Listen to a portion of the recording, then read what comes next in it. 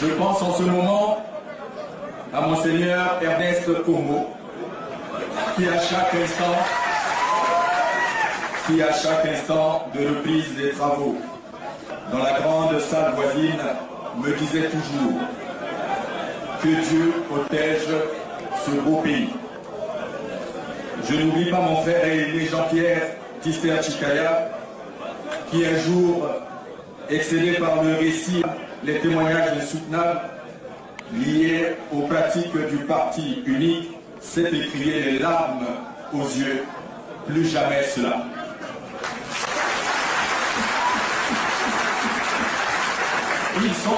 Ils sont, pour la plupart, partis rejoindre les leurs, c'est-à-dire nos premiers bâtisseurs.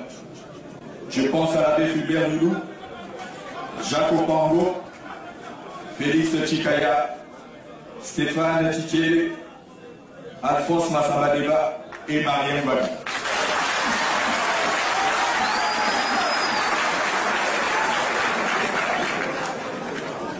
Au moment où je décide, moi aussi, de porter devant vous ma part de rêve pour ce pays, je croise les regards dans les couloirs de cette même enceinte de mes aînés, comme le vieux Hyacinthe Bakanga,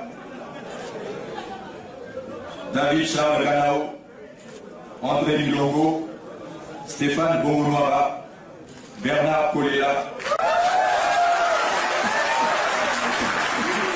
Augustin Poignet, Ambroise Moumazalaï et tant d'autres. Mes chers compatriotes, depuis plus de 45 ans, l'histoire du Congo est jalonnée de tragédies récurrentes, de violences politiques aveugles dues essentiellement à l'action de notre classe politique qui privilégie les intérêts au détriment du peuple. Dans cette mésaventure, notre peuple a perdu des milliers de vies humaines, une quantité innommable de biens matériels. Mais bien plus grave, notre pays a perdu son honneur, son identité, son âme et la foi en son devenir, bref, sa dignité. Face à la gestion chaotique de la chose publique, à la confiscation du pouvoir par le parti État et à la faveur de la chute du communisme, notre peuple, fidèle à sa tradition de lutte contre l'oppression, dans un sursaut national salutaire, a imposé la tenue de la conférence nationale souveraine de 1991. C'est au moment de notre histoire récente, affichée à la face du monde, la volonté et l'ambition du Congo d'aller droit et sans retard vers la réalisation de ces idéaux de liberté, de progrès, de justice et de développement dans la démocratie. La force publique, dans un esprit républicain, a pesé de tout son poids pour assurer et garantir une transition sereine et pacifique qui s'est conclue par l'organisation d'élections libres, transparentes, crédibles et unanimement reconnues.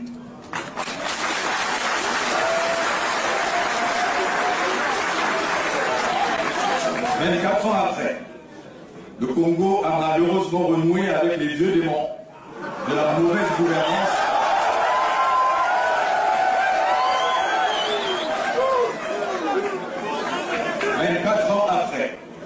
Le Congo a malheureusement renoué avec les vieux démons de la mauvaise gouvernance et se retrouve devant une impasse qui requiert un nouveau sursaut national. En effet, le climat politique actuel est marqué par le retour insidieux de la pensée unique et du parti-État, l'organisation d'élections non transparentes, la résurgence du climat de peur malicieusement entretenu par des discours haineux et discrets d'une caste politique en mal de légitimité, agissant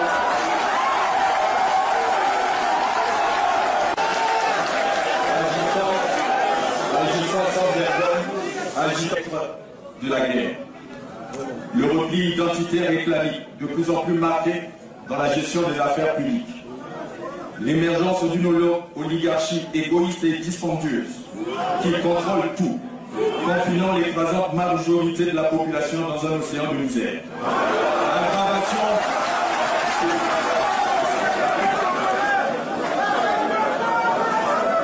L'aggravation de la pauvreté des populations qui contraste avec l'opulence insolente de ce que le peuple appelle ironiquement les nouveaux riches. Pour le soldat que j'ai été, un constat amer.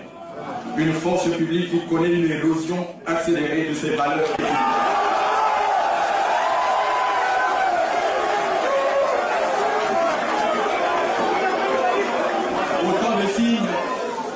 Autant de signes qui montrent la nécessité d'un nouvel ordre politique.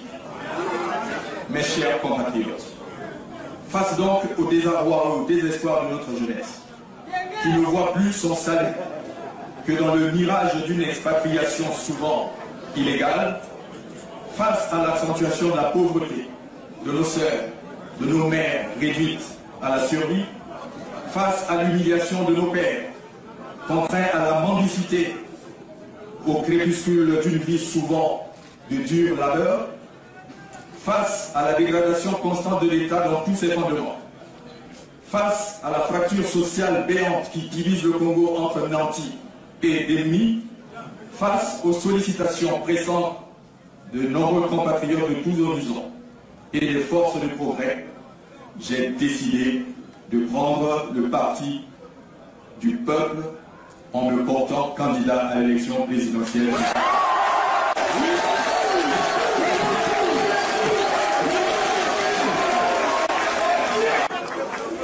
Apaiser, rassurer, rassembler.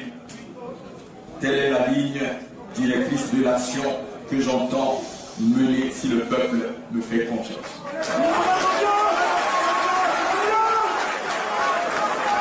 Je le ferai confiant dans le génie créateur du peuple et dans sa combativité.